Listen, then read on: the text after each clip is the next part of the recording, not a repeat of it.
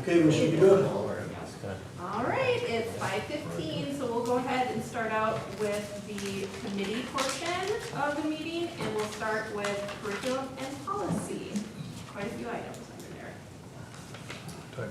The first item for you is modifications to, I'll give the first three, high school, middle school, and elementary handbooks. The principals have put together for you some documents that were the changes.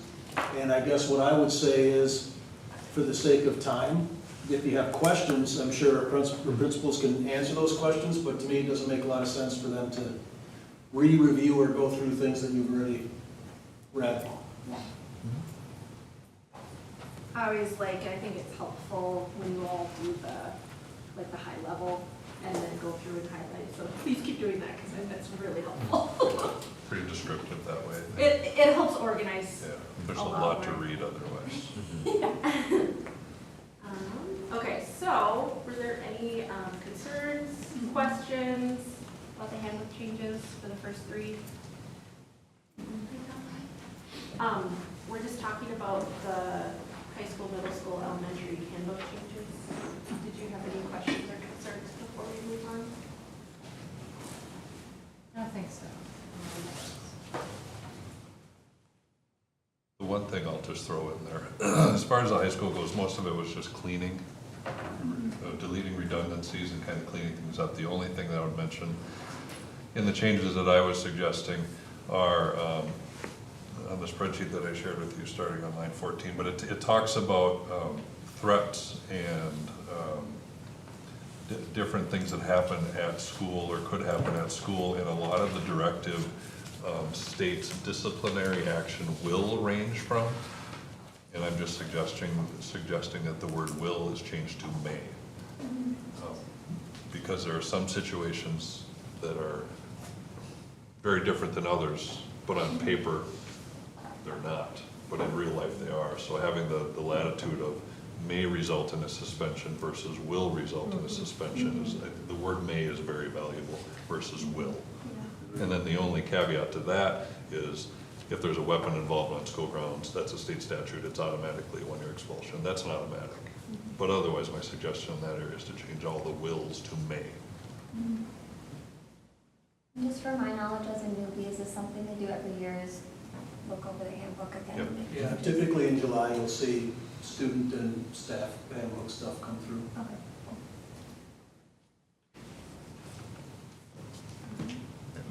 Okay. I guess the only thing with mine I was going to point out is, I know I had mentioned at the previous board meeting that I was looking at going bell to bell with the cell phones, and reviewing the policy, it's really just omitting one sentence, and that the policy was basically that anyway. There was a carve out for lunch recess time, and then we're just removing that carve out, so that's really the only change. And I would just say board members may hear about that from middle school parents, because it's not atypical that there's some communication with parents by cell phone at lunchtime or texting and that kind of thing. And students will be able to do that. They clearly can still have access to the office, and parents can call the office, and we can call kids to the office to communicate with their parents. So it shouldn't, you just might get a call or a contact to say, I need to be able to get a hold of my kid. And then the response is, well, they should contact the middle school office, because it'll be a bit of a change without the long period being a thing, but not a significant one. All right, so that was you said first three, so now the fourth is the staff handbook changes, or will we be including that in that couple? Nope, staff handbook I'll address separately if you're good with that. Yeah, I think everybody good? Okay. So we have a couple minor changes. I should put together the matrix just like the principals do. I didn't, so I'll do that next time. But it's two fairly simple ones. On page 30, that's where this reference to this new policy that is up for approval this evening with respect to staff-student communications, staff volunteer and student communications. So I explicitly inserted the policy reference because the question that was raised at the board meeting we discussed the policy to begin with was, well, don't we have information in that regard? And the answer to that question is yes. So if you read the preceding information with respect to technology use and staff communication with students, A lot of that language is, language aligns with what's in the policy, and the district did have fairly significant expectations in that regard. And adding this link to the policy then should ensure that we're compliant with state statute. And again, the WASB is the developer, the backdrop of the handbook, and it's the backdrop of our policy. So the language in those two different things align. So I simply added the reference to what will be the newly approved board policy, and then it'll be hot linked. So you can click that and go right to the policy that should be approved tonight. That is fairly minor. And then on page 65, at the request of some staff members, the personal day language was confusing for some. And I'm going to say it probably remains confusing because part of the rub is it is inherently, just based on its wording, different for conceivably every staff member.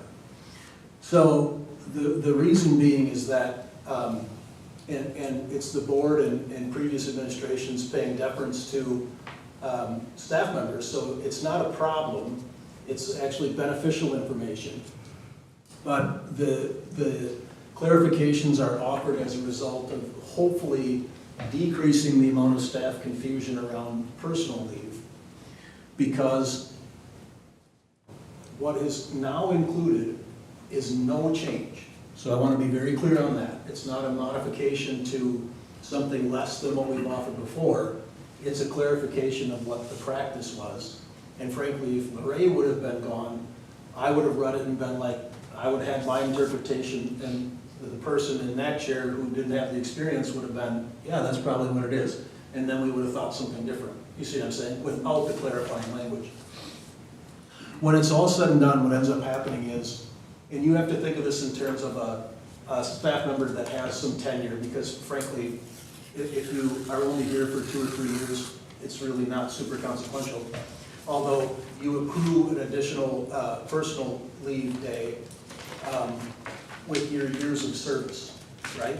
And you get to a maximum of 6. If you don't use any of those 6, you're technically, at the end of the school year, knocked down to 5. You roll into the next school year, you pick up 1, you're back to 6. So 6 is your basement if you've been here for a while.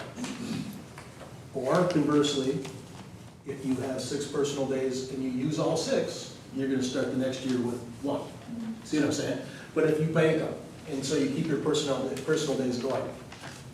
So the first sentence, a maximum of 5 are rolled over into the next year plus 1 added for the current year, making 6, is the clarity to say you don't start with 6 and then get number 7 when the new year starts. You start with 5 and get number 6.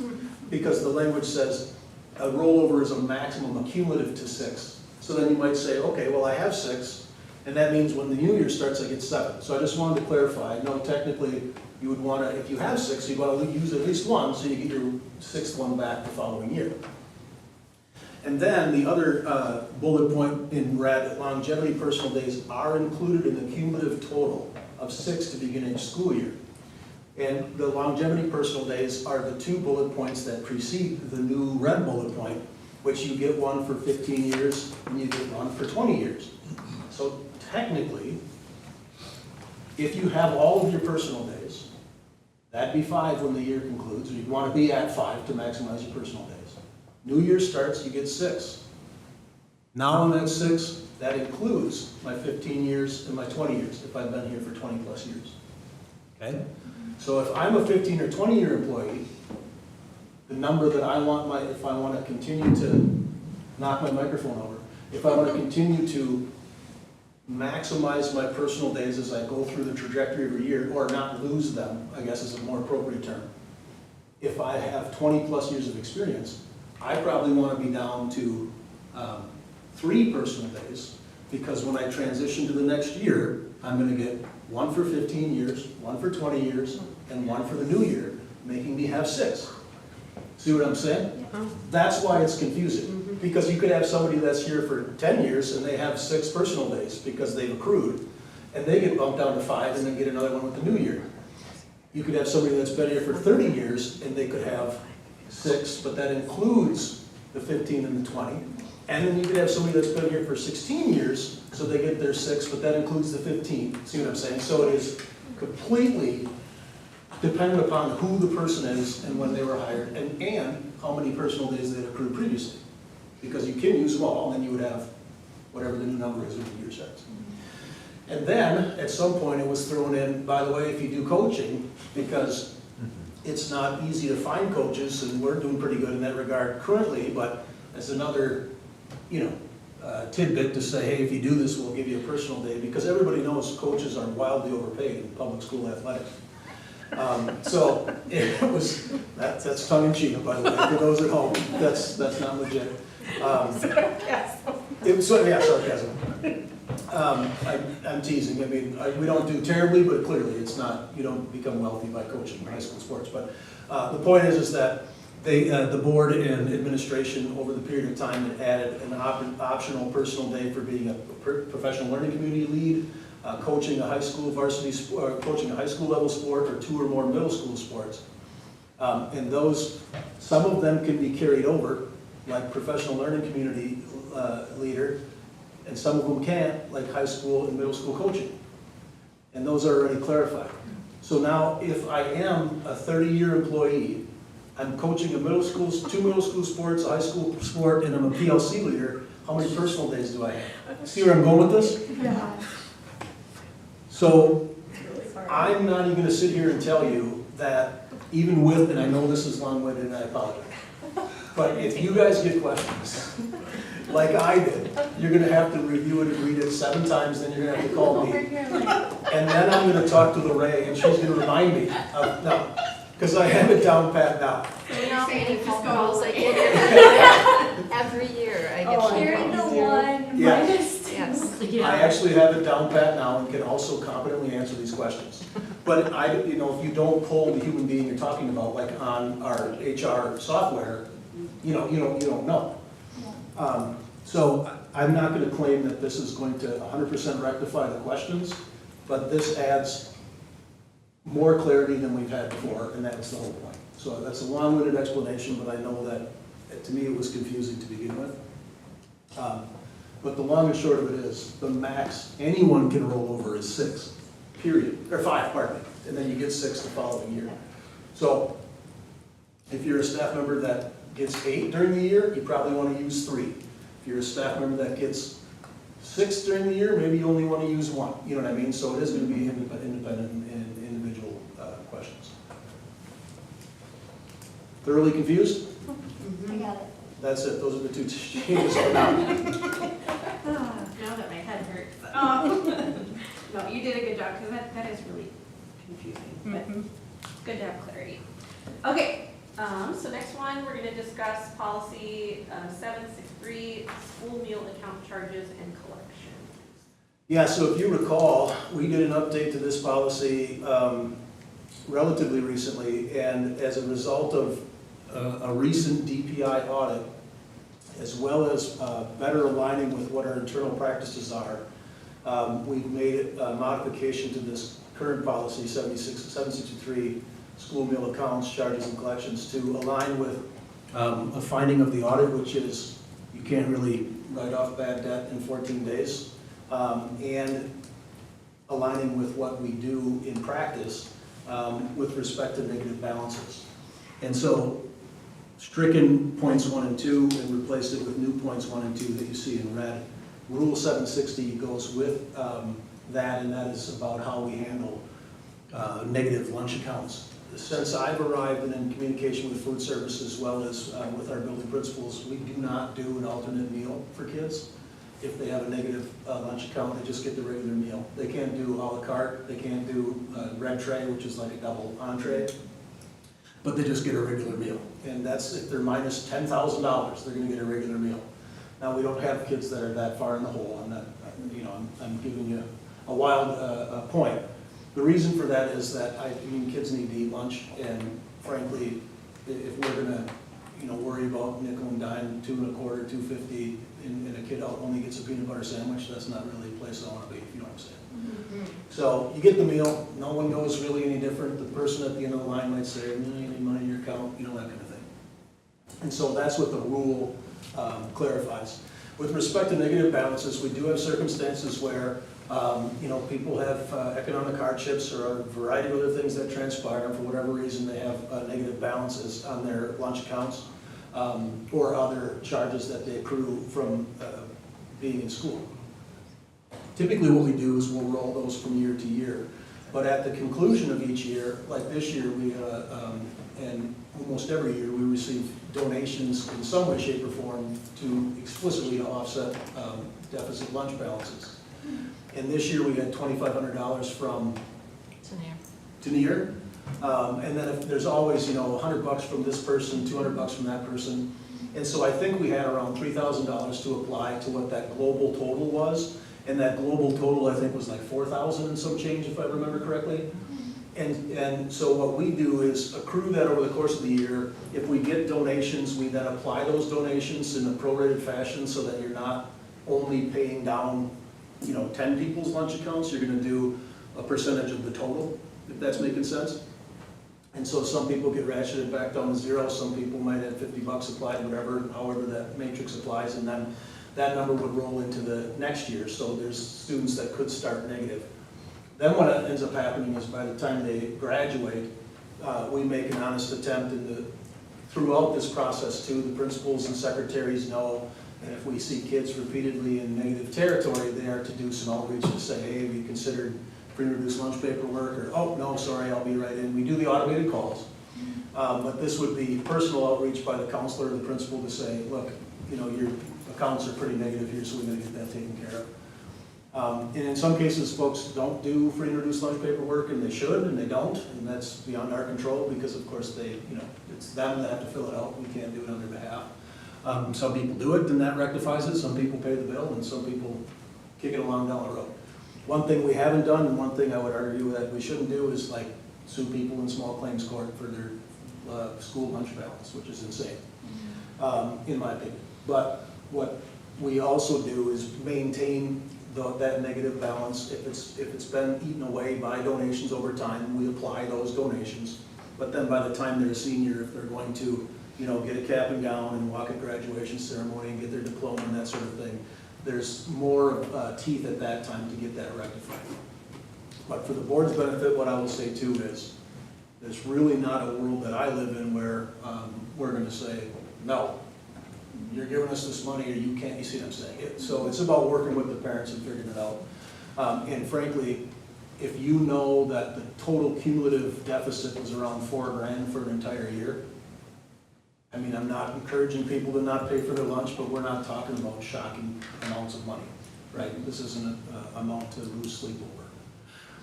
That being said, by statute, we can't use Fund $50 to pay for the deficit, because Fund 50 is food service fund, and much like Fund 27, that has to stay sequestered. You can put Fund 10, which is our general fund money, into Fund 50. You can't put Fund 50 money into Fund 10.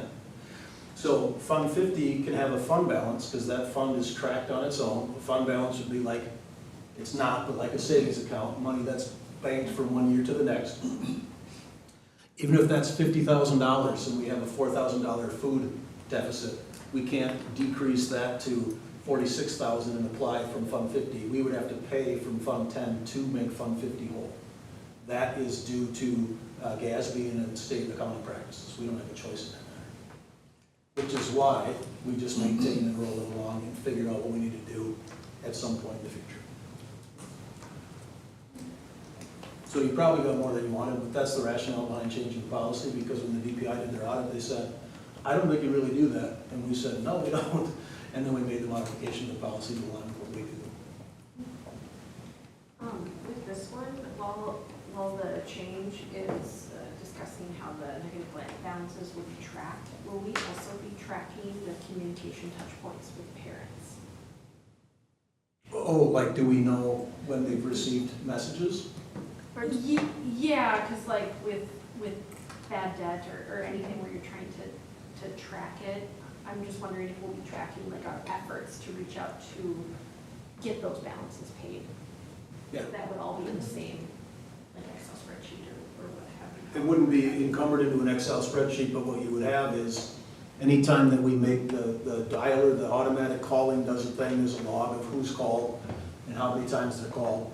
And then what we've talked about is, negative balances that are approaching, I don't know, we said maybe 50 to 100 bucks, 50, 80, 100 bucks, that individual outreach would take place. And then typically what you're gonna have is the principal or the counselor would make anecdotal note. It wouldn't be like a student note, like, you know what I'm saying, on their student file.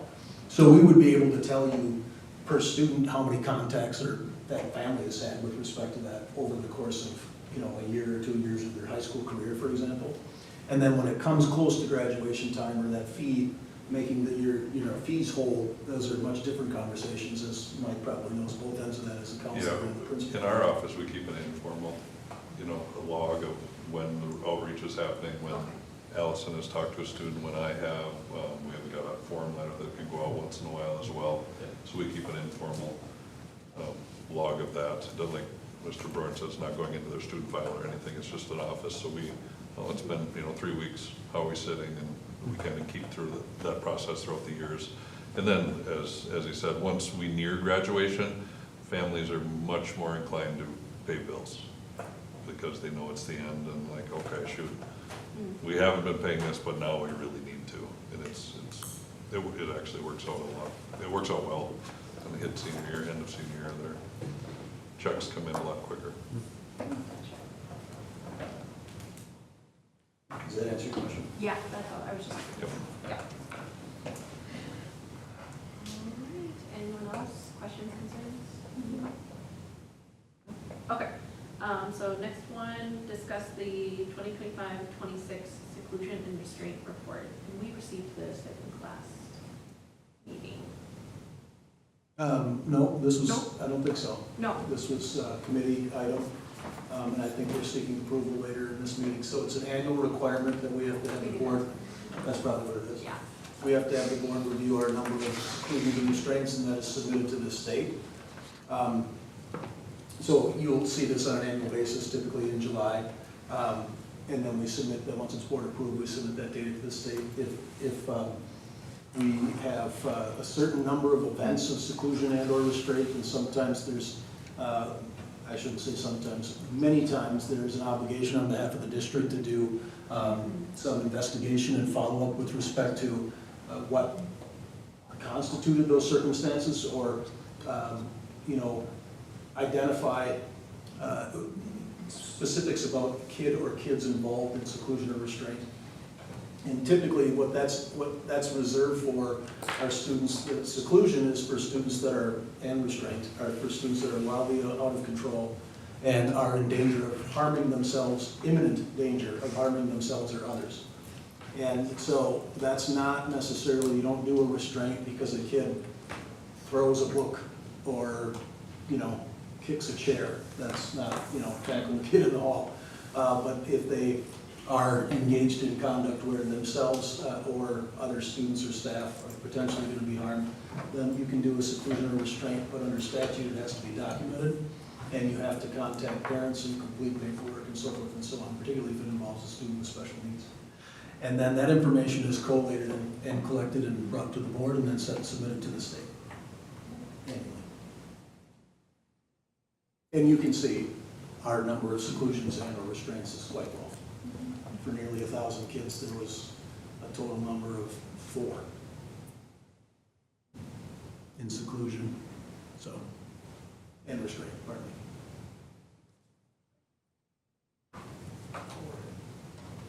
All right.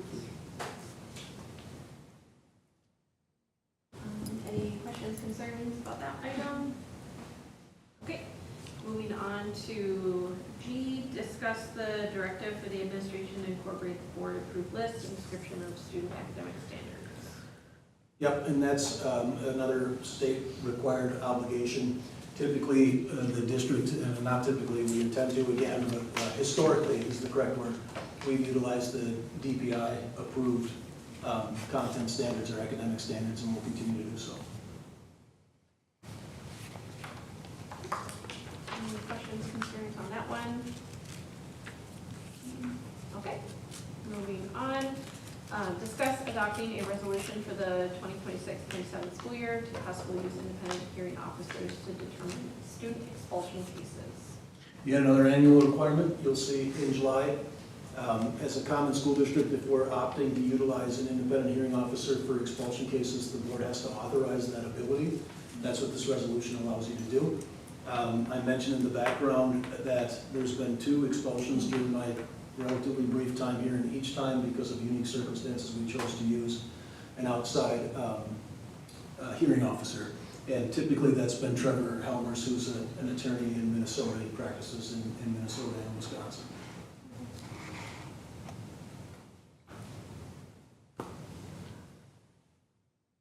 I have a question, not necessarily on this resolution, but is this, do we have a resolution too for like expulsion hearings? We had like adopted having a police officer present or resource. Is that anything that we have to do No. alongside this? No?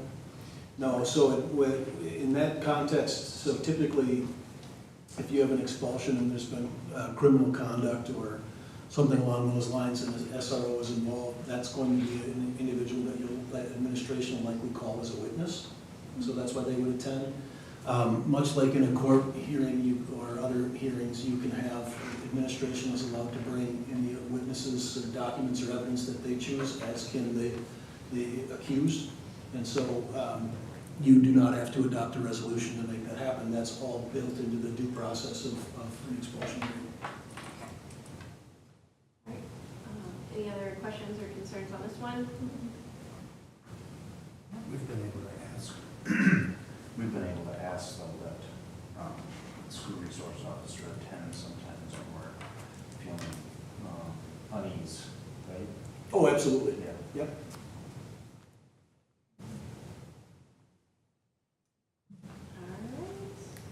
All right. Next one, discuss crime reporting.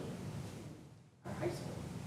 Yep, so that was a new statutory obligation that was developed last year. I affectionately refer to it as the further vilification of public schools, state law. And what it is that we are to report to the state annually the number of incidences involving certain selected list of crimes that occurred on school property, explicitly with reference to the high school. Things like sexual assault, battery, disorderly conduct, those sorts of things. And it's only high school.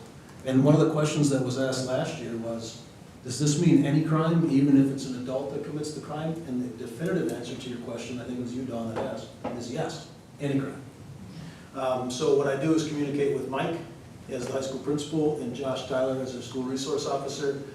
And to the best of our ability, we identify whether or not, because the carve-out or the caveat that I described last year is, if we do not have a way to independently verify that it resulted in criminal charges for a person, it's not technically a crime.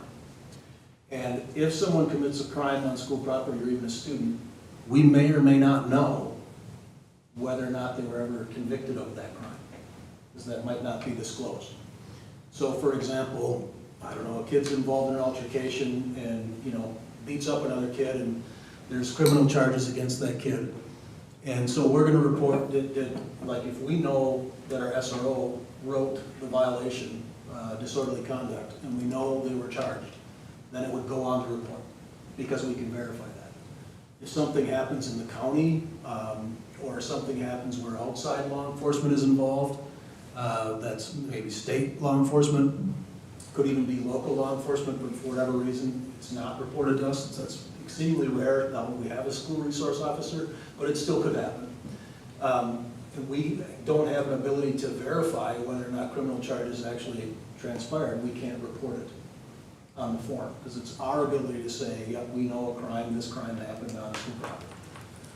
This go-around of the 4 or 6 categories that we're asked to respond to, our response is 0. That's why there's no report there. So I submitted the zeros, which for us, I would argue, is going to be fairly typical. I would imagine there's going to be, on occasion, a disorderly conduct or two where, the kid gets a little out of control, or a parent potentially at a ball game, and that results in criminal charges, and Josh or local law enforcement can verify that that did in fact happen, and then we report This year, nothing. That's not to say that things didn't happen, because things did, they just didn't fall into the categories that we are obligated to report. All right.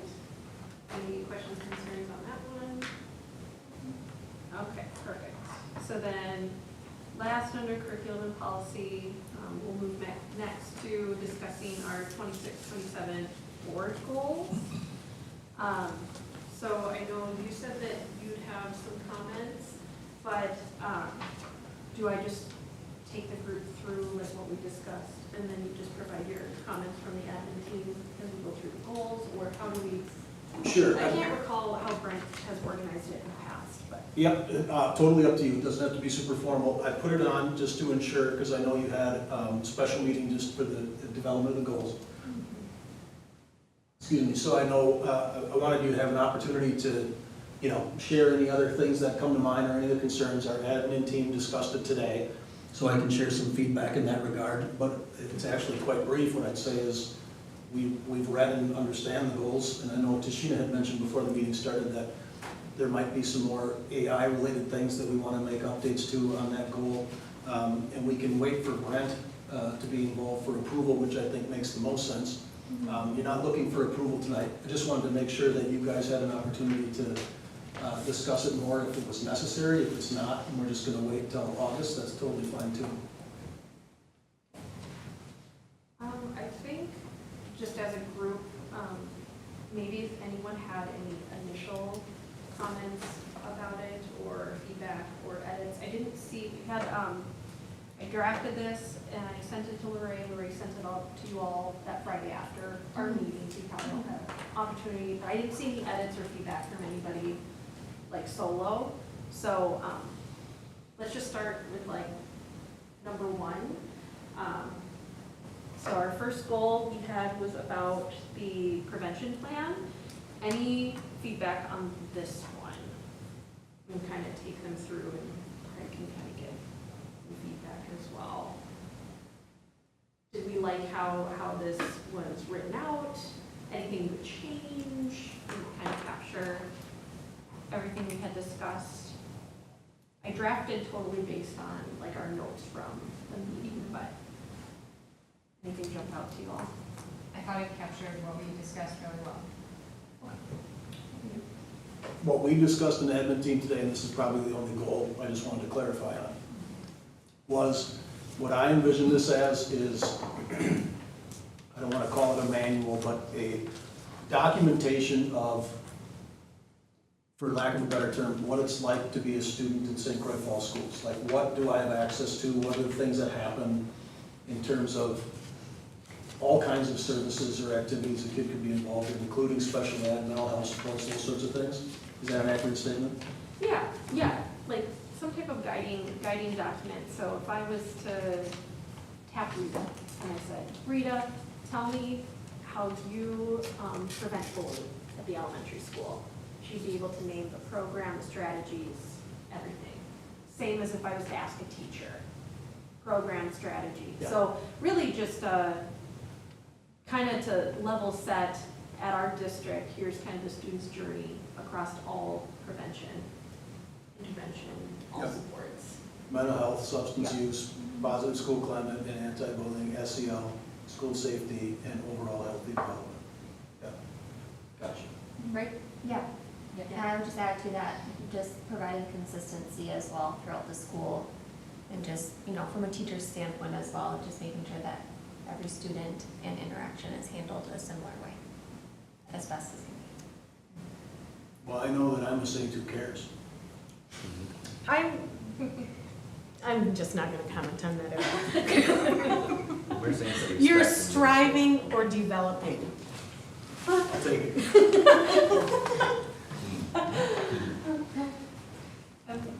This year, I mean, we definitely added, I think, a little bit more than what we've done in years past, where we had established our goal, and then we tried to give some demonstration type of examples, or like activities or tangible items we were looking for. But then in terms of like check-in and update timeline, did that kind of work for you all? Kind of looking at in October, maybe we could get some type of like initial, it doesn't have to be long by any means, but initial like presentation of here's kind of the framework we're gonna work off of to create this document, a check-in on how it's developing, kind of like a build year. Yeah, Does that make sense, or is this too much? no, I think October, November, worst case scenario, we can have a structural framework. In fact, we might have a lot of it taken care of by then. And then a mid-year check, yeah, for sure. I don't think it's too aggressive of a timeline, Okay. no. What I would say, the root of our conversation as an admin team is, this is more about organizing and collating than it is about creating.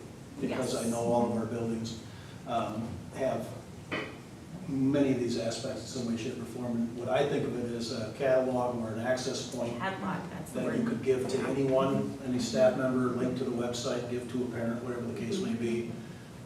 It's probably gonna be lengthy in its full entirety, but we can also create a synopsis or an abstract.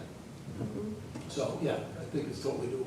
Friends, I would like to say Craig is a St. Two Cares. I'm sorry, I made a joke about that. You truly are a St. Two Cares, but Okay, thank you. you really are. I mean, honestly, you're 4 in the rubric. Yeah, I was basically saying that because if there isn't a teacher or student at St. Croix Falls Elementary that doesn't know what a St. Two Cares is, I will be shocked. Because I know, and I'm not even over there very often. That was my point. Sometimes when kids get really mad, they say, I'm a saint who doesn't care. Yeah, and didn't you have a kid tell you you're not being a St. Two Yeah, Cares? oh, definitely once Yeah. or twice, yeah.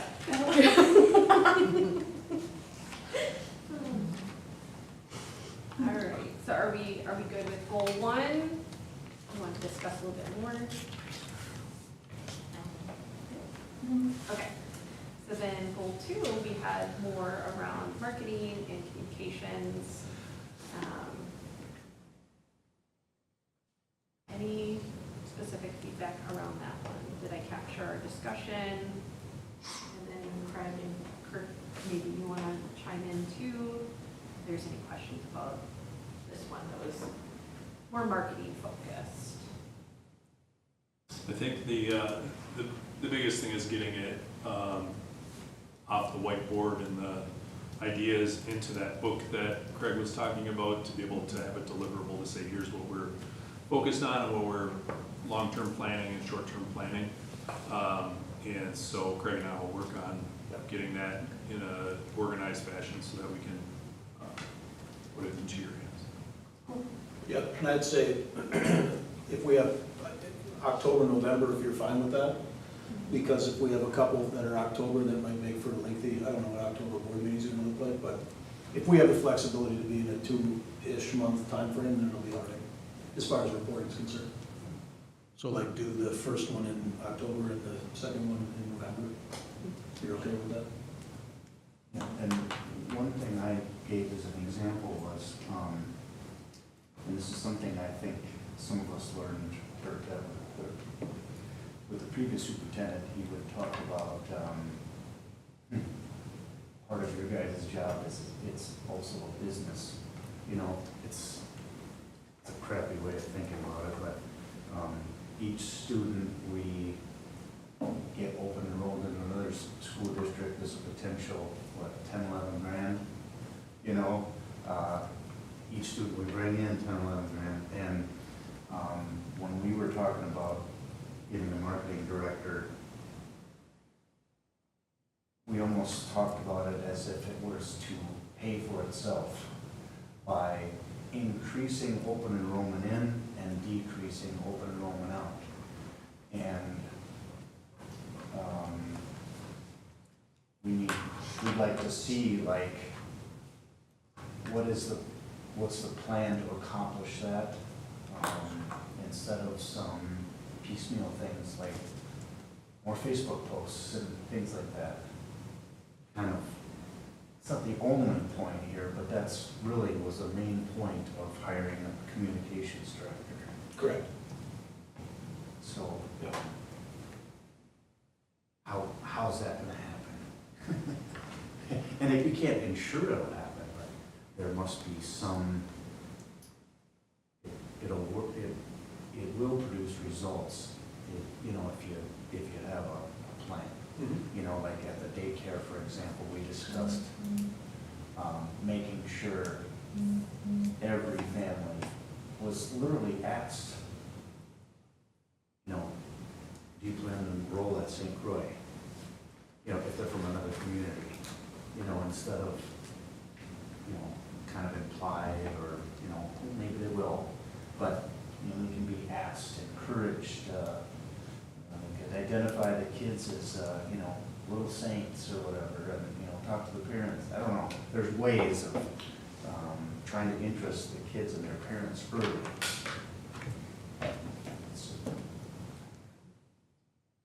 Thoughts? Yeah, no, I got you, for sure.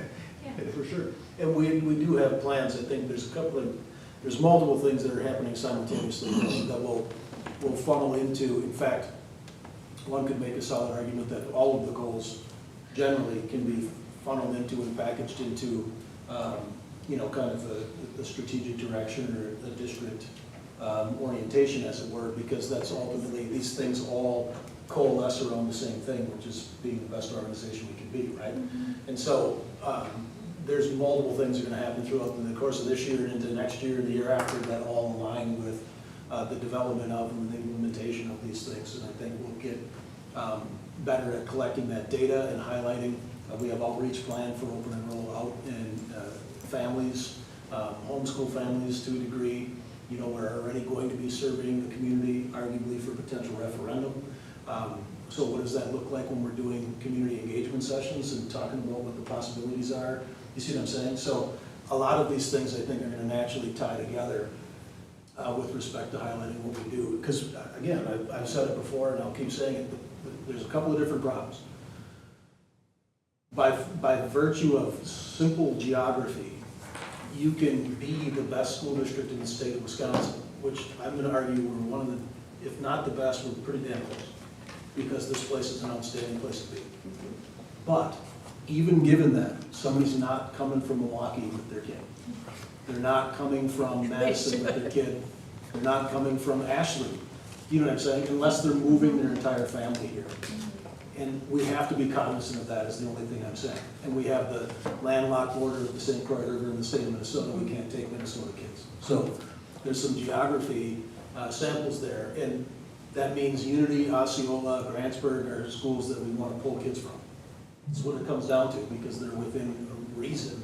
And arguably they want to do the same things to us. You know what I'm saying? So I would agree with the idea that any new student equates to new dollars. I think the idea that positions can pay for themselves because we'll just have a long-term influx of kids over time is probably not going to come to fruition because of geography primarily and because of the declining student population throughout the state of Wisconsin. Just structurally, there aren't as many kids as there was. I will say So we I'm already not trying to be a got, Debbie Downer. Yeah. Because we do an outstanding job, and I'm very confident that the lion's share of parents, if they sent their kids here, would be wildly happy with how their kids' experiences were, without question. And I'm saying that as a parent, not just as the person, you know, responsible for the school district. But there's limiting factors that are beyond our control. So I would never want this portrayed as something it can't be. we do have 7 open enrollments for 4K though. That's a lot. A lot. So the outreach from the child care center does seem to be having an effect this year, but I do agree with everything Craig said. Next year it may have 0 effect. It just depends on what the parents' priorities are. Yeah. Yeah. Well, and frankly, if we do collect some of that data from homeschool families, from open enroll families, from Valley Christian families, where we have contact with to say, you know, why do you open enroll out? And we might find some things that we actually can Yes, remedy, and we might find some things that we don't have control over. Well, I'm dropping them off at high school every day because it's right next door to where I work. Okay, I mean, I get it, but, you know, I might make that choice as a parent too, so. Yeah, that makes a lot of sense. One thing I was thinking of was, for example, there are families in, say, Osceola, or that live in Osceola that have just the general understanding, like, well, St. Croix is way better. So we're gonna open enroll there. And there are probably people here that think, oh, you know, Luck's way better. And if you kind of work on that over time, you soften that conviction you know, and maybe you get a few more. Well, I mean, what's interesting, particularly about St. Croix, is that the data speaks for itself. So, you know, there's not more of a highlight with respect to academic achievement that I could point to. Well, I don't, Mike is probably gonna share this at your high school principal comments, but I think it's very apropos currently. Just shared with the admin team today, 82.5%, 82.5 or 83? 82.5% of St. Croix Falls High School kids who took AP courses got a passing score, 3 or better on AP courses. 82.5%. That's insane. That's 10 percentage points higher than the state average. That's insane. 10% is insane. Cool. And of course, you know what our elementary data, come on, I mean, Rita's tired of being recognized. For the love of God, just stop I'm recognizing so her. scared for the results to come out this year because I just feel like I won't be able to withstand the horror if they're not that high again. But the point is that, and that is now, in this day and age, that's highlighted. I mean, you can go look at any school district in the state. You can look at all the districts in our geographic Yes. area. And so those pieces, what are the most, well, academics is clearly the most important, and the sense of community or the feeling in a school building, in my opinion, is the second most important. And I would argue we're probably even better at that than we are at achievement, because our buildings are awesome places to be. So true. They're a lot of fun, but again, I'm not trying to be a Debbie Downer and say, no, it can't happen. I just want to go into it with eyes wide open, knowing that the good stuff here that we already have going is really, really very good. And our ability to highlight that, to penetrate that audience, is probably going to be limited by a variety of factors that we may or may not have control of. So if we collect that data, and we can do follow-up with families, and we can facilitate conversations, clearly it's not going to hurt, right?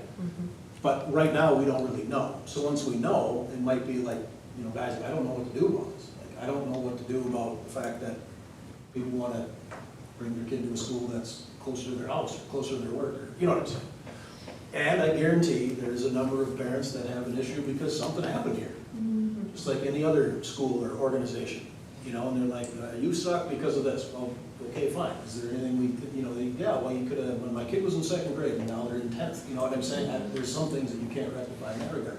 But if you see trends in what that data is, you know, like, that's another piece, and I'll finally shut up, I promise.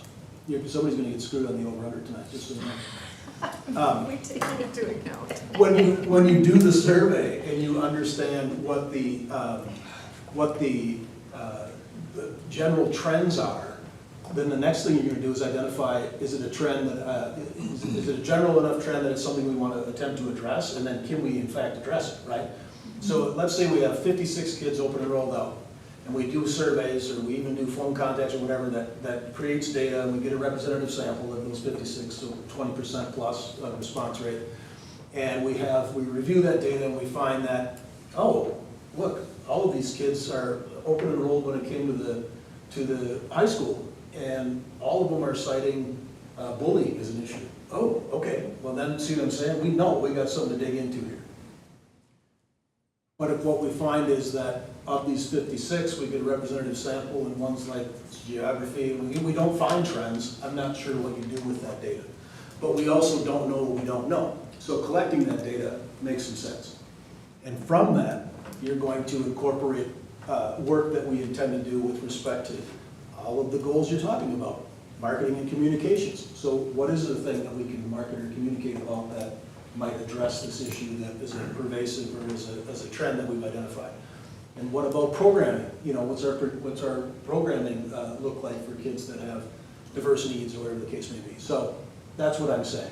These elements are in place over time to develop and write this story so that we're positioned better at some point in the future when folks ask the questions and try to better understand the problem. It won't be, here's what I think, it'll be, here's what I know, because we have the data. Does that make sense? My only 2 cents around all this, and I don't want to go on a tangent, but something that was brought up when we were discussing goals was, we're in the age of digital, but there's also a lot of people that don't engage in digital, myself being one. Facebook drives me nuts, and I try to not be on it, and I'm on it for school board. And I don't know if we do any mailings, and I know that costs money, but I still remember getting a Unity flyer of their community ad, and this was years ago.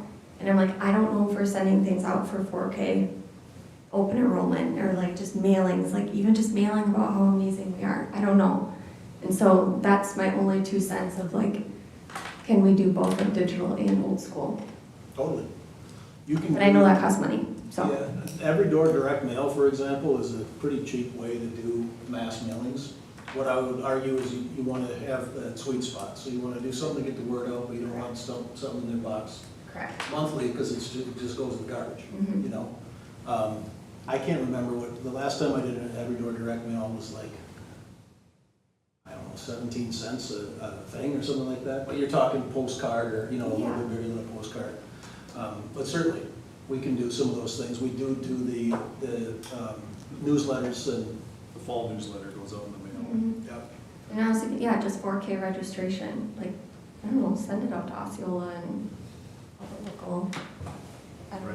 Right, as an example, I get somewhere between 2 and 4 times a year, something from Unity, telling me about the school district. I'm in the school district of St. Clair Falls, you know. So, I guess that's what they're doing. Yeah, I guess, just kind of focusing in more on the goal. A lot of what we talked about is that when we established the position, and then what we've been hearing from the community, is that everyone is really happy with so much more messaging that's happening. People are feeling informed, and it's very positive feedback so far.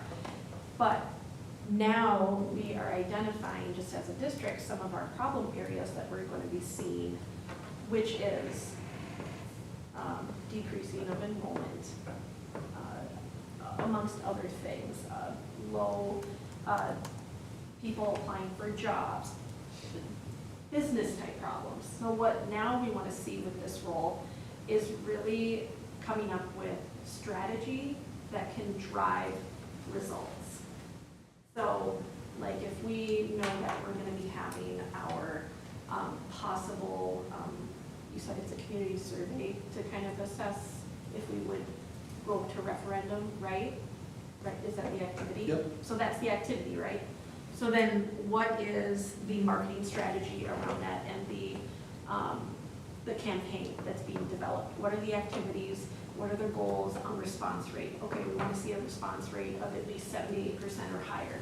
Okay, so what are the activities to make sure everyone fills out that, like more business-driven type of marketing and communication? So that's kind of what we're talking about a little bit. With metrics. With metrics, with goals tied in, yeah.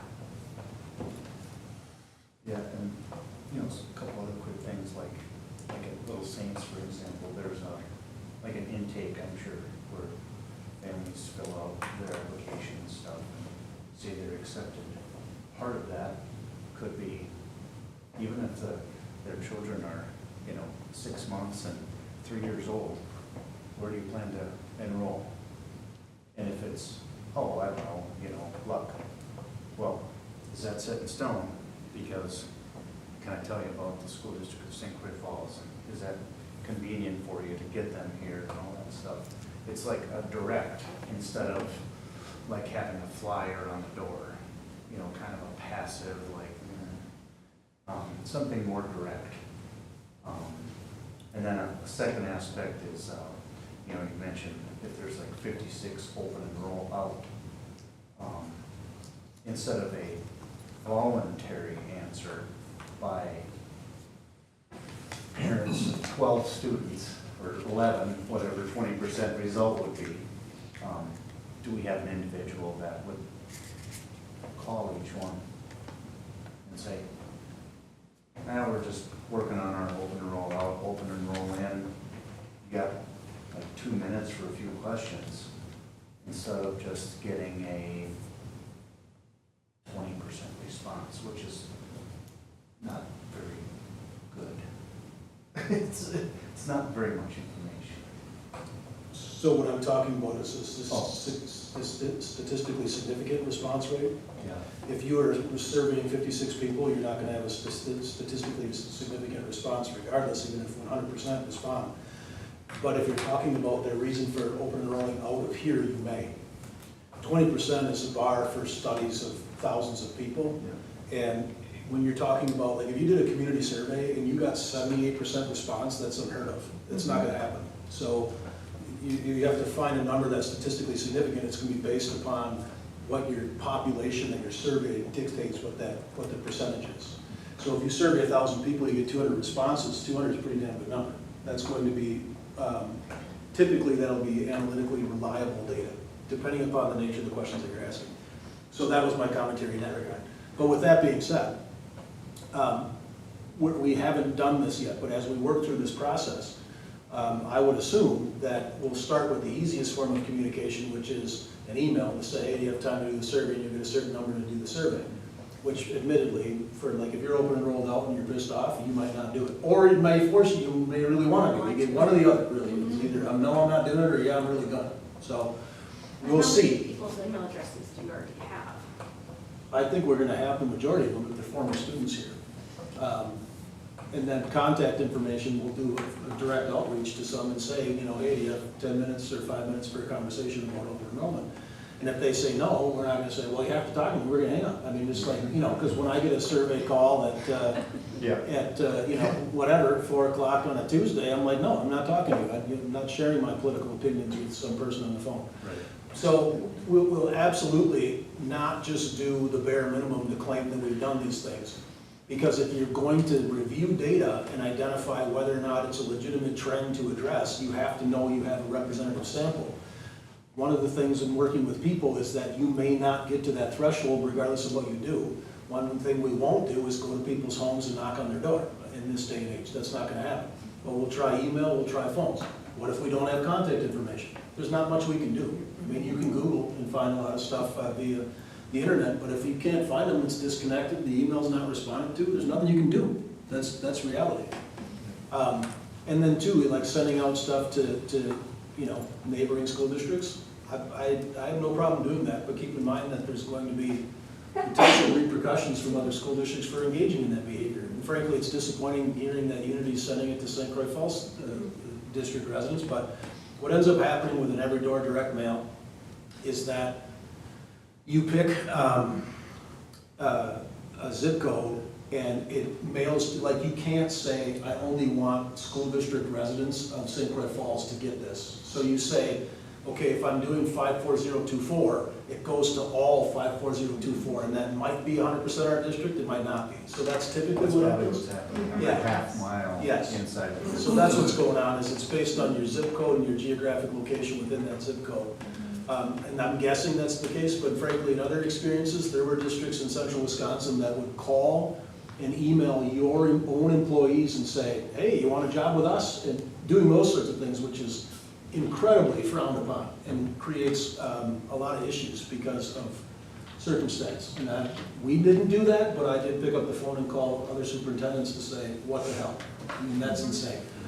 We haven't done that. I know we've picked up staff members from other districts, we put postings on weekend, and people apply, and we've been lucky. I have never made a phone call to a school and solicited a staff member to leave there, because I know what it does to the school that they're leaving, in many cases. Other districts do that, you know what I'm saying? I'm just saying, I mean, there's no panacea to address this. It does make sense to gather data and develop a targeted sort of campaign, understand what you're doing, what are you looking to address, what are you looking to achieve. It absolutely makes sense to have that plan. But we also need to know what we're talking about before we do these things. That's where the underlying information is the most important. On this one, if there's, for example, I don't know if that's the number, but 56,000 or whatever. It's a small enough number that, I don't know, could we convince a couple local coffee shops to donate 20 foo-foo coffee certificates each or something to incentivize and try to get that rate from 20% to 65%, so we have a really good result. No. No. Well, I mean, Just brainstorming. it would make me nervous. As a public Okay. entity, I would not want to do Oh, that. gotcha. No. No.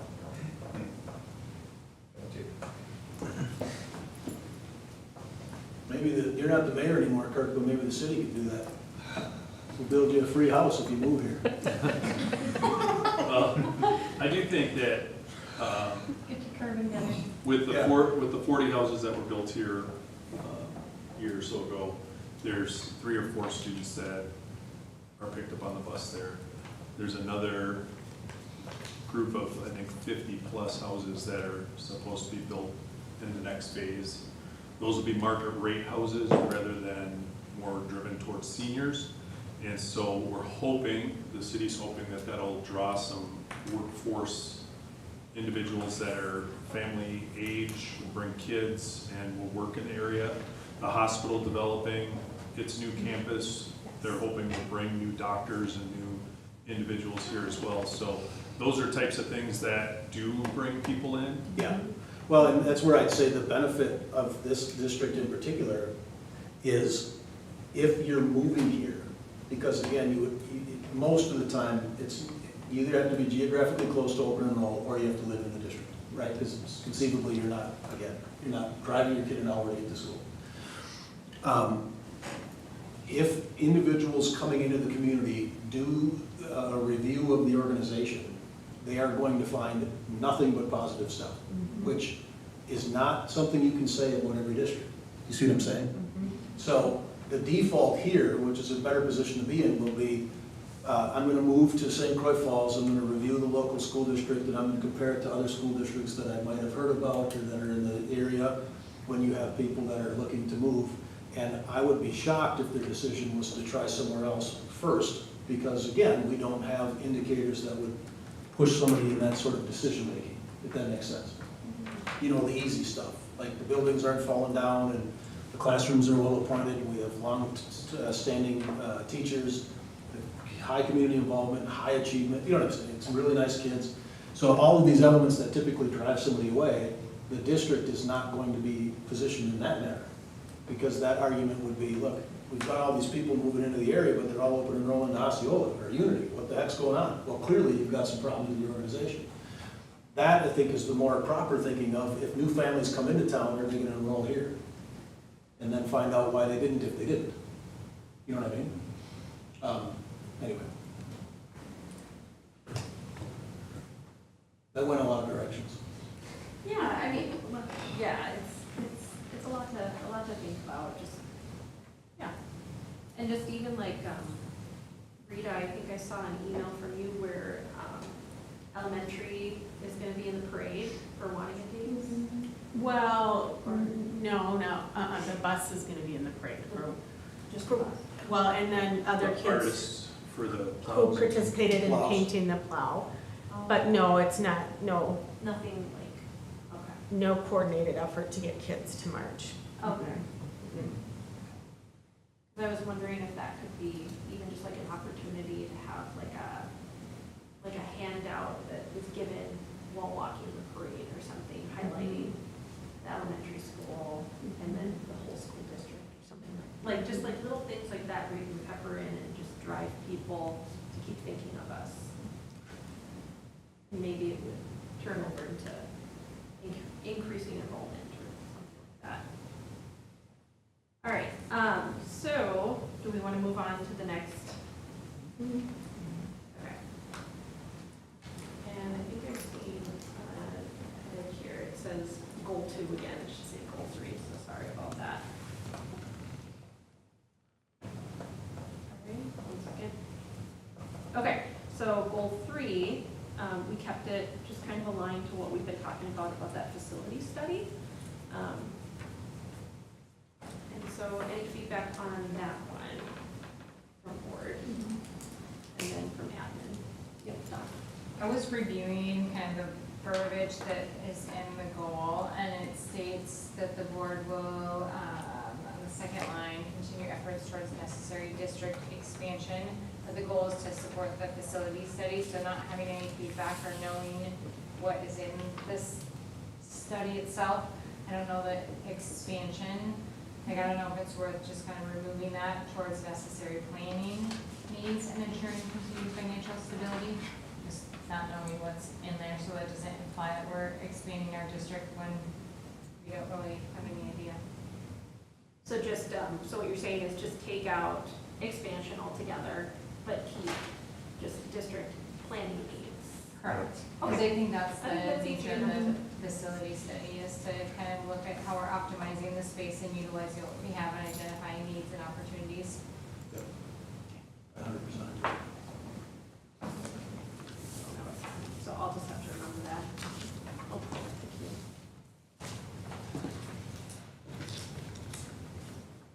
Okay, anything else? The only other thing I was thinking about with that one is we have timing for some of them, and so we don't have any like timing or like kind of follow or structure to this because we haven't heard a lot about it. So do we have any idea maybe when we might hear something or? Yeah, it will be this fall. Yeah. Yeah, they've been running around like crazy during the summer here.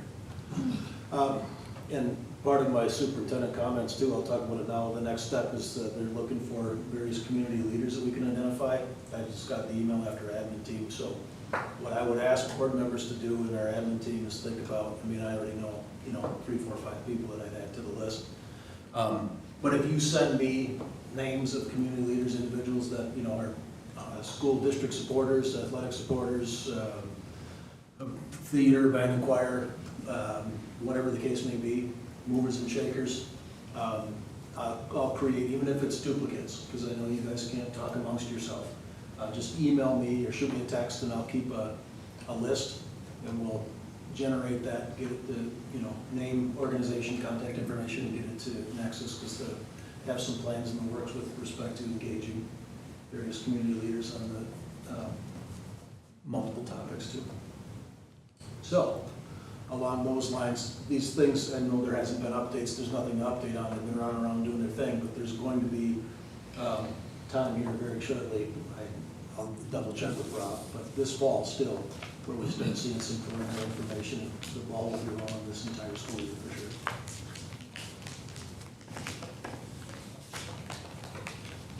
Perfect. And then the last one, this one was more Brent-driven, embracing AI tools. Anybody, I didn't have a lot, but this is what I captured. I know it's not a lot, but this is kind of what I captured from our discussion, and then maybe as we discuss more, maybe Brent will have more to add, but does anybody have any feedback on this one? I think it captures it well. I think, as AI tools and things are being, implemented or we're learning more, it's just how can we help students and staff understand how to utilize it in their future life or responsibly within the classrooms and to, not shy away from it, but use it like responsibly.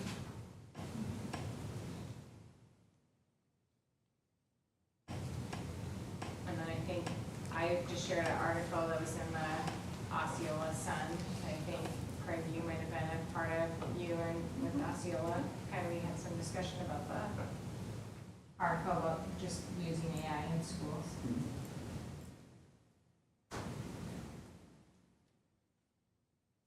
Did you and the admin team have any? No, aside from the fact that we're, much like at the beginning of my career, when the conversation in education was how Google and the internet was gonna, completely transform how education's done and how we think about it, I think it's similar in that regards. We have some staff members that are all in and want to do a lot of AI exploration and use, and we have some staff members that will never touch it. We have some staff members that struggle with email. You know what I'm saying? So we're just like any other entity, when you have a wide array of skills and knowledge and backgrounds. What I will tell you is, much like with our technology, I don't get the vibe that we're ever gonna be an organization that, you know, it's the new shiny thing, and so we're all in and everybody's doing it, we're forced. That's not functional. It's same as these wild swings in reading, for example, that St. Croix Falls never engaged in the gimmicky stuff and continued to do what had been shown to be effective, and has reaped the benefits, one would argue. Technology-wise, every kid has a computer, but every kid doesn't use a computer every day or every class period. You know, in your job, you might have to use a computer the entire time you work, and I have to use it more than I'd like, but you know what I'm saying? So it's about finding that balance and figuring out what's effective for what kids learn. And so clearly, there's going to be some embracing of AI. I don't think we're gonna have a choice. I mean, it's gonna be, it already is, but it's gonna be more and more integrated in virtually everything you do. So it does become responsible use. How do you use it as a tool, a legitimate tool for education? But I don't see us being like the AI district. I don't want to be that. I want to be what we are with 21st century technology incorporated, in ensuring that what we're doing is good stuff for kids, so that they're literate when they leave here in terms of, you know, English language, but also in terms of technology and what they can do. Because still for us, like, we're not digital natives, our admin team, well, maybe Tara is, but the idea that, you know, you can go to AI to have it do any number of things, it just doesn't dawn on me. I mean, it took me until I was 40 to realize you can look at YouTube to find videos to show you how to replace your lawnmower jack belt. You know what I'm saying? Like, that's not my go-to, right? Kids now, their go-to is, of course, to use AI or go to YouTube. You know what I'm saying? And so it's identifying and knowing that, but also we haven't been an entity, both when I taught here and currently, that at least that's not been the vibe, which is you will do this, right? So it is about dipping your toe in the water, giving access and identifying and establishing parameters under which people that can and want to explore and do what they can, and people that, you know, no one's allowed just to not do anything and be a turtle from 1980. That's not what I'm saying. But you have the ability to engage in the level that you would like, that's educationally relevant. So, we don't have any overheads and transparencies, I don't think, so. Well, we do. We have one in the. Yes, we still do, because there's still a need for it. Okay. But do we have the vis-a-vis markers and the?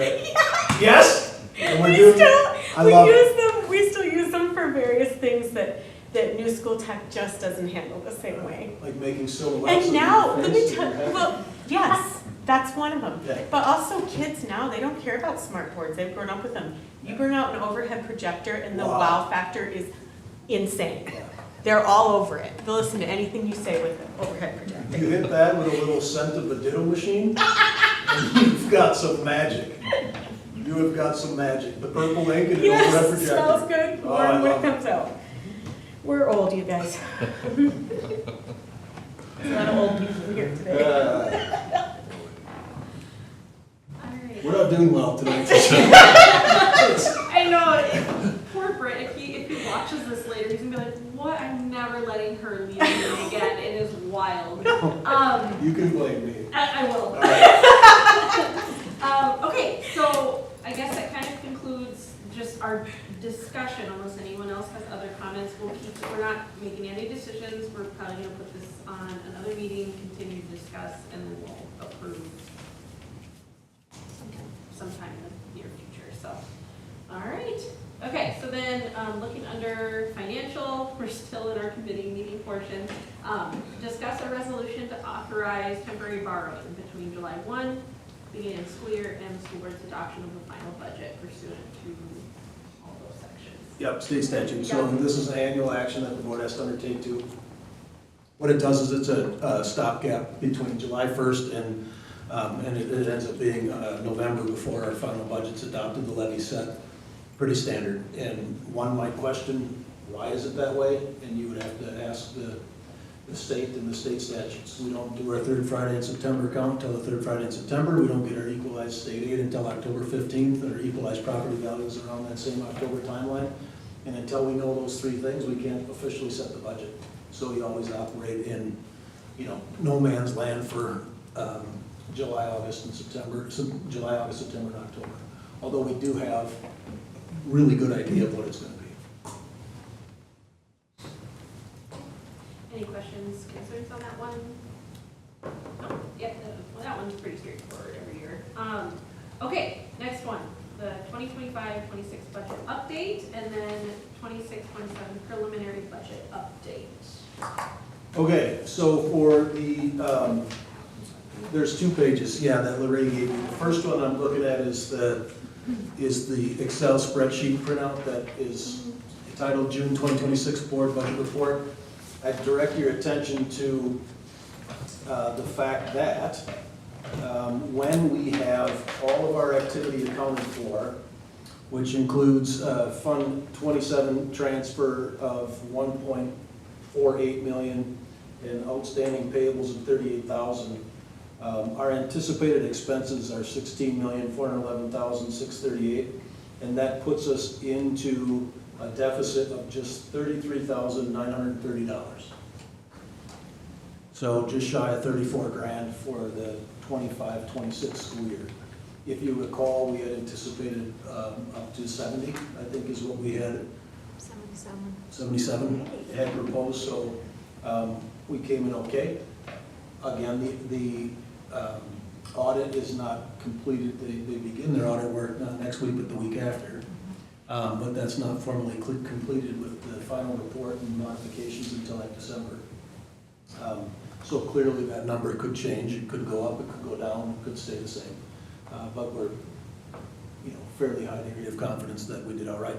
So in a general sense, I did mention in my board update to you, and I'll say it again, had the legislature taken care of the Surplus Act as they had intended, that would not be a deficit, because we would have had an additional 82,000-ish, 85,000 in revenue, so then we would have been about 50 grand to the good. If they would have made that modification with the surplus and the additional special education aid. Just as a point of order. That being said, on a $16 million budget being around 34 grand, plus or minus is pretty darn good. Not anything to be concerned about. Then I direct, is there any questions about that? I was gonna point out, you'll notice that under board/superintendent, it's at 200, so that's about middle of the way down the page, it's at 217.83%. Lorraine had realized too late that my salary was not reflected there, so it was not budgeted correctly. So that is 100% because when then my salary was taken out of that account, it overdrew it by that 117%. Does that make sense? Mm-hmm. Yeah. So that number of the original budget should have been higher. It wasn't. It was accounted for in a different category and then it was switched, but it was after the budget was adopted. Make sense? That's why it's like that. The rest are all within what I'd call tolerable ranges. And I'll point your attention to 26-27. This is very preliminary for all the reasons that I mentioned previously. But if you look at current year 25-26, that's in the gray box, you can see what we had anticipated was a deficit of 77,785. We came in at what we think is 34. The next column over is the 26-27 budget year, and you can see we're anticipating a deficit of 179,619. That would be, I'm going to say, probably worst case scenario. After 26-27, you see those numbers start to dramatically rise, which would cause anyone to be quite concerned, to almost 1 million, then 1.5 million, 2 million. And you can see that is without any additional state budget modifications, but you can see how quickly over time these things impact districts when there hasn't been inflationary increases or increases that keep pace with everything being more expensive over time. So the bump that we've got of $325 per pupil is at least something, but it is not enough to cover, what we need to cover and maintain what we're doing. With that being said, those numbers are projections based on available data today. There's not a human being walking the planet that can tell you what the next biennial budget will hold. So those numbers could get better or they could get worse. And that's not too far away, if you know what I'm saying. But 179 for next year, I don't think it won't be that high. That's a high estimate currently, as it sits. Questions about that?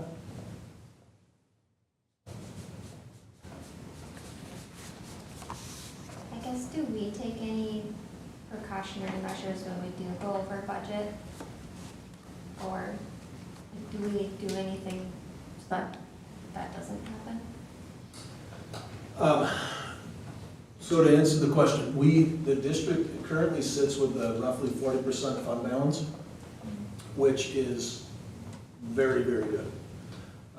That doesn't mean you want to get into a circumstance where long-term you're overspending your budget by $100,000, $200,000, $300,000. So that's not a way, much like living your life. You wouldn't be like, oh, well, I have $50,000 in savings and $10,000 in my checking account, which means I can spend $60,000 this month. You know what I'm saying? Yeah. So it's similar in that regard, insofar as we have an ability over the short term to insulate ourselves from short-term trends. But when it becomes longer term, and the reason I mention this is because the lion's share of our budget, 65 to 70%, is tied up in staff. It's people, so it's salaries and benefits. If you're looking at doing, and I think it's probably clear, but just to make it just abundantly clear, we don't spend wildly. Like, we're not, oh, let's do that and we'll do this and how about this, you know what I'm saying? You can look in these classrooms and they're virtually the way they were. They're functional and then people have what they need, but we're not extravagant, right? But if you take out expenses or deferred maintenance and these other things, that does compound over time, but that's typically your first pot to go to. But it's not a very big pot. So the pot that you typically have to monkey with is going to be your staff's salary and benefits. And so we already know that we are overstaffed in some respects with respect to our class sizes and so forth, but I've talked about it before you were on the board too, with the board and the admin team, and staff to a degree, that over time, as individuals retire or leave the district, we're very critical about whether or not those positions need to be filled. And just headed into this year, which one of the reasons our budget deficit didn't turn out to be much worse than it was that there was, I think, 3 FTEs, 2 that we ended up not, it was gonna be 3, but we had to replace the third. So we were down 2 FTEs at the elementary level. And over time, and based on our demographics, that's going to kind of happen through attrition. I don't anticipate an opportunity where we are in a position where the district says, well, look, we have to non-renew 5 staff members because we have budget crisis. But, I mean, if you're talking about, $2-3 million bucks, and yeah. So then your options are dramatic reductions in staff and services, deferred maintenance, and then also potentially going to a levy override referendum for additional dollars. This is exact scenario we're in good financial shape. So frankly, we're a bit insulated from what many districts are dealing with currently, and that is multi-million-dollar deficits in the here and now. Right. And then you think about it in 3 or 4 or 5 years from now, it's earth-shattering. Where they have to make massive changes super quickly. We're not in that position yet, but we can absolutely get there if things don't, if the state doesn't start, waking up a little bit with respect to circumstances around legitimate school funding. So are there plans? The answer to that question is yes. Are there strings we can pull? Yes. When you're in a budget year, the last thing I'll mention is, so one of the things we did this year is purchase a bus. That bus purchase is part of this deficit, right? When you're doing something like purchasing a bus, if you don't budget for it within that fiscal year, it technically is going to be a fund balance expenditure. So if Luray, for example, budgets $160,000 for a bus, or $150,000, whatever the number is, $144,000, I think is what it was, and puts that in the budget, and all the numbers roll down, you can say like, oh, our budget was balanced, but we actually overspent by $144 because the $144 came from the fund balance. It's a fund balance transfer. Or conversely, and what we did was, you roll it down throughout the year and you find out that we bought that bus, well, we could have found that we're 144 deficit, and I would have said, yeah, it's because we bought a bus. Because you have to remember that you're on, a $16, $17 million budget, so 160,000 is what, 10% of a $16 million budget? We're doing that math right? That's 5%? 1%? Oh, 160, no, yeah, you 1%, meant what am I saying, 1%. 1%, sorry. So, yeah, 1.6 million would be 10%. So 160,000 is only 1%. So you're talking about, you know, when you're talking about large numbers, people, but a taxpayer might look at it and say, $33,000, how do you budget that poorly? Oh my God, that's Nothing. 0.3%, you know what I mean? So those sorts of things, there's some of that's natural. And frankly, the best budget, in my opinion, is when you don't see wild swings. 400,000 of the good one year, 400,000 of the bad the next, you know what I mean? That you see this kind of tempering sort of, yeah, you might have a deficit one year, might have a little bit up the next, that kind of thing. Yeah.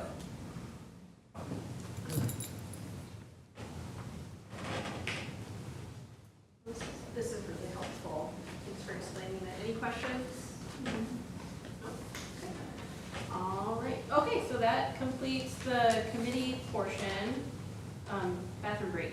Anybody? Yes? Okay. We'll hold for a second because yeah, a little while here. Or do we keep going? So you can pause for a Okay, second. we'll pause. Okay.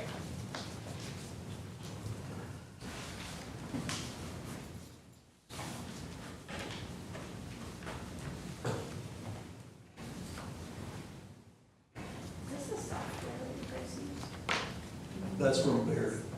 So Baird is a financial, a municipality financial company. That's more what I was trying to, Yeah. I was wondering if it was that helps you, like you put in all your numbers and it helps generate Correct. like a comparison. Yeah, and Okay. they have consultants, they work with districts on forecasting, bond sales, short-term borrowing, if you have to do that, but basically a municipality finance company. Yep, Baird and PMA. We do work with PMA too, right, Lorraine? We haven't worked with them for a Not while. PMA? Mhm. Okay.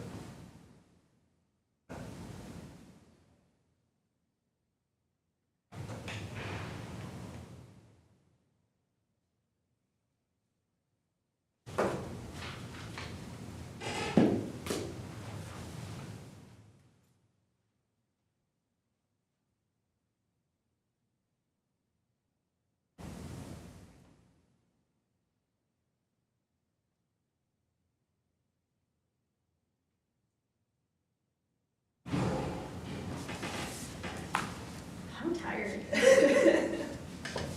wish I would have made a peanut butter and jelly sandwich for me to take too. Yeah, for my kids, but, Good one for Zeke. yeah, yeah. I should have made one for myself too. What about Joe, did you get one? He's on his own. Oh, Which he'll tell me about too. Gonna throw in a crustable oven or something. I should have.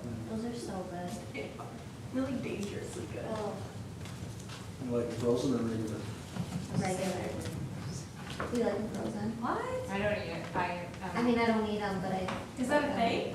I'm trying to I create should try that. a dairy version of it, it's like Bobo's peanut butter and Oh, yeah, jelly yeah. or something, so Yeah. I'll tell you how those are. The bubbles are good. They're good? I like them. How can you make a bad peanut butter and jelly though? I mean, You know what I'm saying? Yeah. Well, there's some bread that can be kind of. Some bread can be dense. nasty, yeah. Maybe bad peanut butter. Like. what What's is it? bad peanut butter? You never had like really cheap? I don't know, I always Or like have the dry- Skippy natural peanut butter. Yeah. You ever do the fresh ground peanuts for peanut butter? Where you like put it in the machine and it squirts into the top for you? That sounds That great. It's worth a shot. It's Bring us all delicious. sandwiches next time. It's delicious. All right, I think we're all back here, so we'll go ahead and call this meeting to order. It's 6:44, and we'll start with the pledge of allegiance.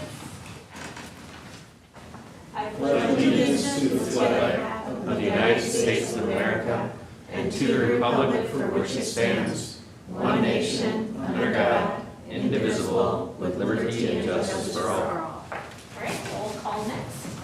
Matt Bryce. Here. Tashina Rager. Here. Don Milkey. Here. Jessica Milkey. Here. Brent McCurdy.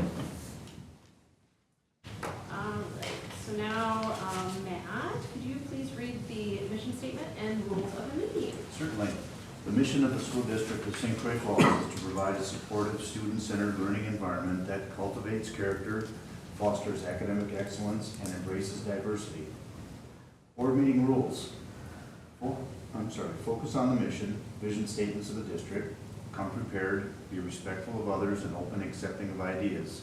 Actively participate, avoid side conversations. Remember, board meetings are open forum.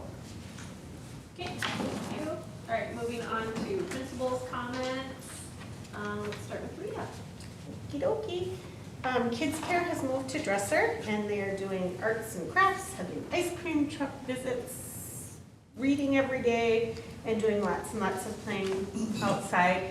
I really want to call out our staff for Kids Care. They are amazing. Tammy, of course, the director of Kids Care, keeps that program humming along. Jess, her direct supervisor, is absolutely amazing in every way. But the nice thing this year is we have a bunch of paraprofessionals working and a bunch of active high school students and returning high school students who graduated and came back. And they're amazing with the kids. I try and work out of Dresser 3 times a week so that I can be there and enjoy the sun of children during the school day. And it's really going well. Very pleased. There's 96 kids regularly attending, so it's a big group. We have 71 students for summer Little Saints at all three locations. By fall, that will be increased to 90 students. Ashley Jensen, who was the assistant director at the Peace Church location, is leaving to do student teaching. She will be student teaching with Mrs. Dizak at the elementary school in the fall, and the fabulous Carissa Loney is taking over, and she comes to us with an associate's degree in early childhood education, and she has been with Little Saints since the day the doors opened. So she's a great candidate. The waiting list is still about 150 kids for Little Saints. Yeah. Custodians are hard at work, cleaning the ES and waxing. The school looks so great. When we had, I keep forgetting, Nexus, those people in, they said they would have thought the building was no more than 5 years old, which really speaks to the pride our custodians take in keeping the buildings nice. And all of us do. We all care about our space. And then last, I hired Jane Moore yesterday as a new 4K parish. She'll be replacing Beth Stonner, who is moving back to special ed para job. That's all. Middle school, we just wrapped up summer school on the 26th. Fun time was had by all students and staff alike. We had kids enjoying time outside and exploring opportunities that we have to offer here in their local area, whether it be hiking, biking, visiting other places, parks around the area, bowling. While others were challenging themselves with creativity and problem solving from our rocketry or our escape room type class. And all in all, it was a hugely positive experience for students and staff alike. It was fun. And the moment we got done with that, our custodial staff just jumped to it with the deep cleaning in the middle school. And they're definitely hard at work right now, and with rooms getting pulled apart and the deep cleaning well underway. Last little thing I have on here, we're currently still in the hiring process for a couple long-term subs in our middle school. Jobs have been bumped and posted on weekend. And we're fielding applicants currently, so. Great. Mike? Yeah, Ms. Bowman, Ms. Eisman, and Ms. Imhoff returned, I guess what a week and a half ago now, from their Panama trip, the educational trip. And the first thing I heard out of Ms. Bowman's mouth was the kids were fabulous. Polite, they were just great. And she was blown away at how they grew over that span of the trip, culturally, and some of these kids haven't left the state of Wisconsin, and they're now in Central America. So extremely pleased with that and what they learned, and we've had conversations at the board level about these educational tours and doing them year after year after year, and it's a great move. We've got kids, like I said, that don't leave the state of Wisconsin, and now they're traveling around the world and fundraising to do it. So kudos to Ms. Bowman for leading that. Great job. Really cool to hear about it. Master schedule is cleaned up for the most part. We got one minor tweak that we're working on, but student schedules should be shared out at the end of the month as we talk about getting back to school already. Yeah, sorry. Let's see what. With our recently, I've had the opportunity to tour a couple different schools. We're looking at tech ed areas and some state of the art tech ed updates and whatnot. And that's been really eye-opening. We've been gathering a lot of information, but the one thing that popped out to me yesterday, I was down in Eau Claire at a school, and as I wandered around that school, what these two already have talked about, our custodial staff, what they do to our buildings is absolutely phenomenal. I sent Mr. Warner a thank you and a congrats to his crew. As I've looked at other schools and been in other schools, they aren't as clean as our place. They, you know, this high school was built in, what, 1982? And you can walk into a classroom right now and look at the floors and they look like they're 2 years old. It's amazing. So I'll echo what they've said to the, you know, about the custodial staff and the maintenance crew, because they take care of business, and it's impressive, it really is. And then last but not least, like we talked about a little bit, I'll run through some AP scores for you because it's worth noting. So we had 7 AP tests this year, and as Mr. Byrne brought up, 82.5% success rate, or testing pass rate. National average is 70, right around 70%. But I'll give you some numbers just to give you an idea of how ridiculously awesome this is. AP Comparative Government, that sounds like fun, right? 14 out of 15. Amazing. AP English, actually they all sound like a lot of fun. AP English Language, 21 out of 28, so that's a 75% pass rate. That was the lowest pass rate that we had in any subject area, and it's still a couple points higher than the national average. And when we're talking AP scores, we're talking the brightest and the best of the best kids taking these tests. Kids elect to take these tests. They're college-bound students. They're the upper level students. And so when you look at obviously you have to have a lowest scoring test in our district. The lowest scoring test is still higher than the national average, which is awesome. AP English Literature, 18 out of 21 passed. Physics 2, this one student who took it, he passed it with a perfect score of 5. And he had a 5 on Physics 1 last year, so credit to his brain power, is ridiculous. Yeah. Pre-calculus, 7 out of 9. Psychology, 14 out of 17. And statistics, 10 out of 12. So those great. totals are 85 out of 103 testing. So crazy, crazy. And it's not just pass, is that pass fail, or is it? So that's the passing B or rate. higher? So it's a 1 through 5 scale. Yeah. Yep, so it's a 1 through 5 scale, and 3, 4, 5 is considered passing. Wow.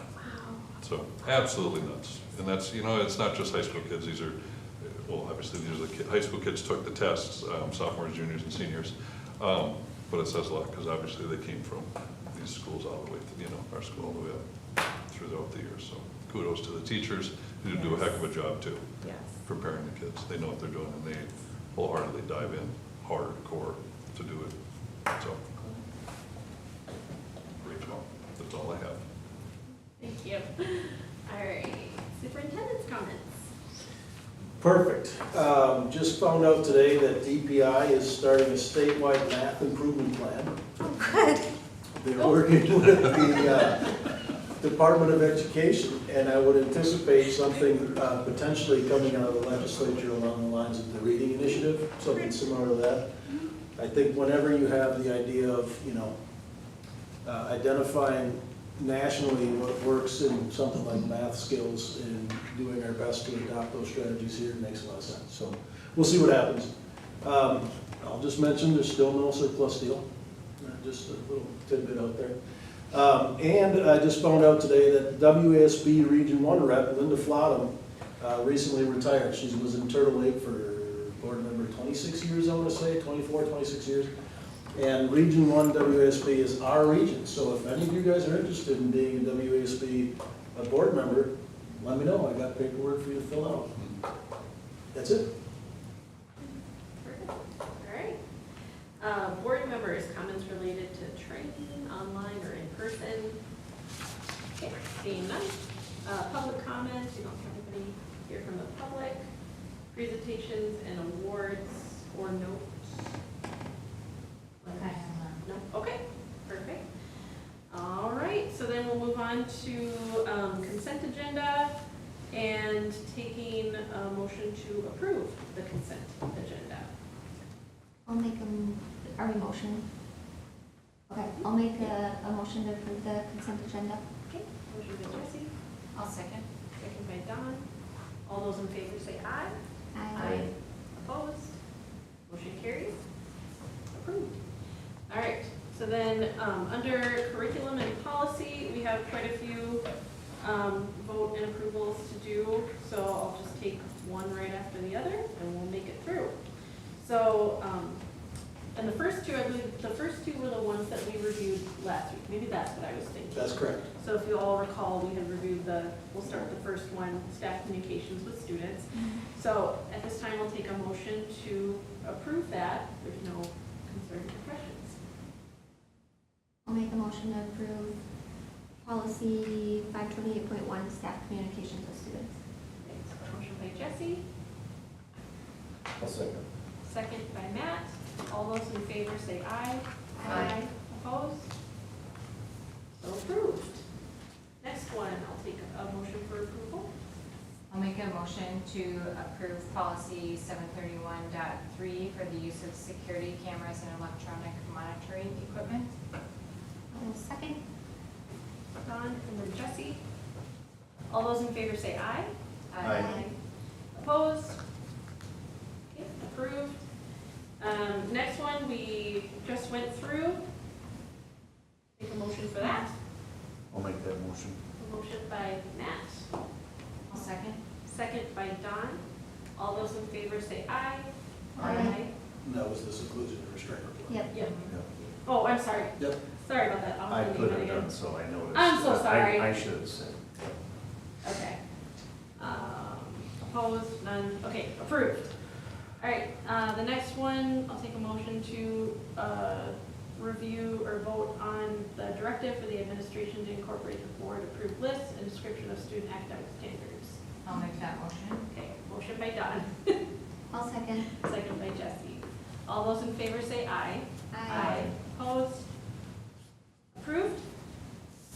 Next one, adopting a resolution for the 26-27 school year to possibly use independent hearing officers to determine student expulsion cases per section 120.13.1E. Take a motion on that. One quick clarification. Oh, yeah. Is that saying that we would use them just exclusively? Nope. No. It's saying we can if we want. It's an option. Yes. I'll make that motion. Okay, motion by Matt, I'll second. second by Don. All those in favor say aye. Aye. Opposed? Approved. And the last one in this section, voting on the crime reporting in our high school. Take a motion. I'll make that motion. Take a motion by Matt, I'll second. second by Jesse. All those in favor say aye. Aye. Opposed? Okay, approved. Next, under financial, are we still approved? Are we still, or is this just a Just says discussion? discussion. Just a discussion? Nope, that has to be approval. Okay, I'm Yeah. sorry. Usually it says like vote or something. Yeah. Sorry about that. Okay. That would be a typo. Sorry about, nope, that's on me. Okay, so resolution to authorize temporary borrowing between the July 1 beginning of the school year and the school board's adoption of the final budget. Take a motion to approve that. I'll make a motion to approve. Okay, motion by Jesse, I'll second. second by Don. All those in favor say aye. Opposed? Right, it's approved. Announcements, okay, this is the section I should have said announcements if there was any. I don't have it. Okay, thank you. All right, so then, upcoming events. So we have our, this is only if needed. Are we going to need it? July 22nd, regular? I don't think so. Okay, so we can remove that from our calendar then? I will do that. Or, Will we be able to approve the goals at the August meeting so that, just kind of thinking of the timelines we established? Or- Yes. Okay. So what I would anticipate, I think we have 2 meetings in August. So worst case scenario is we kick it around more with Brent here on the 12th and then approve it on the 26th, or we kick it around more with Brent here on the 12th and approve it on the 12th. That's my opinion. okay, perfect. All right, perfect. Okay, so take July 22nd off your calendars. August 12th, new staff in service takes place.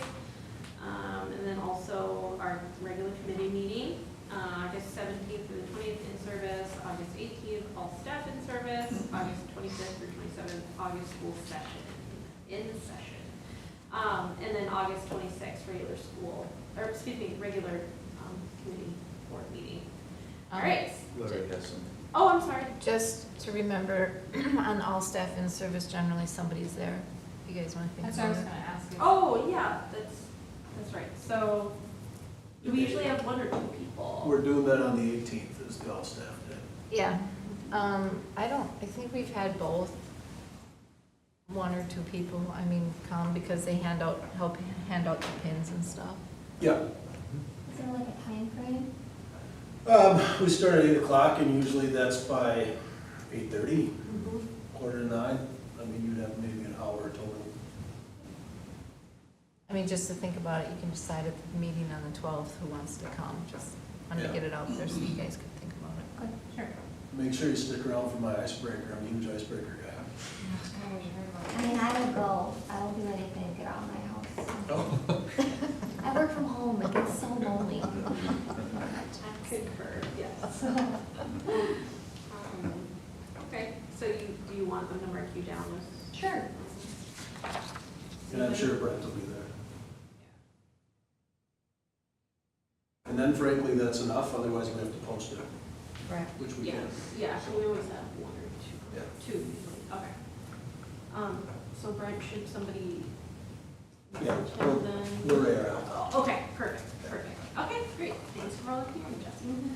All right, and then Matt, could you please discuss the rules of the meeting? Yep.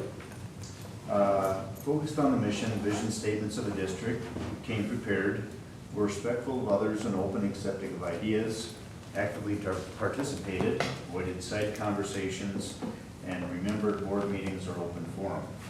Perfect, thank you. Doesn't look like we have any closed items tonight, so I'll take a motion to adjourn today's meeting. I'll make that motion to adjourn the meeting. I'll second. Motion by John, second by Jesse. We are adjourned. Thanks, everybody. Thank Oh, we you. should vote on it though. Yeah. Oh, I'm sorry. No. Oh. It's just Yes. procedural. No, No, yeah, no. you need to remind me of these things, because I will forget. No. So what do I say? All in favor, say Oh, aye. sorry, all in favor,